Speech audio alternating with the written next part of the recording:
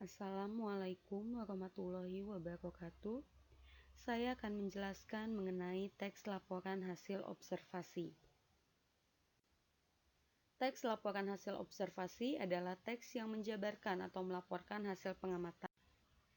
Karakteristik atau ciri dari teks laporan hasil observasi yang pertama adalah faktual. Faktual di sini artinya teks LHO atau laporan hasil observasi dibuat berdasarkan fakta atau data yang ada. Yang kedua adalah bersifat objektif. Objektif di sini berarti berdasarkan kondisi yang sebenarnya, jangan dimasukkan opini penulis. Yang ketiga, teks disajikan secara sempurna dan lengkap. Artinya secara sempurna berarti struktur teksnya itu sistematis dan lengkap. Tidak memasukkan hal-hal menyimpang. Jadi apa yang ditulis itu adalah hal yang benar terjadi atau yang benar-benar ada. Jangan hayalan atau imajinasi apapun. Disajikan secara menarik. Menarik di sini berarti penggunaan tata bahasanya sesuai, kemudian isinya juga berkualitas. Jangan sampai kalian menulis teks laporan hasil observasi tapi isinya itu tidak penting atau tidak ada gunanya untuk orang lain. Teks LHO sering dimulai dengan kalimat definisi. Kalimat definisi ini adalah kalimat yang berupa pengertian atau penjabaran.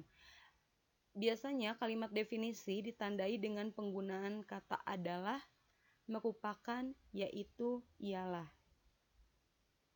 Selanjutnya, teks LHO menggunakan frasa nomina atau kelompok kata benda.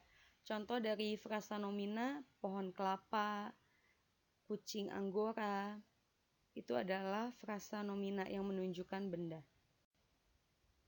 Struktur teks LHO itu secara umum dibagi menjadi 3. Yang pertama ada pernyataan umum atau klasifikasi umum.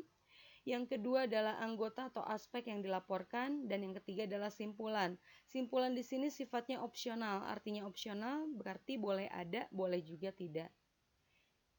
Pernyataan umum atau klasifikasi umum ini isinya biasanya berupa definisi. Artinya pengertian-pengertian mengenai objek yang akan kalian bahas dalam laporan hasil observasi.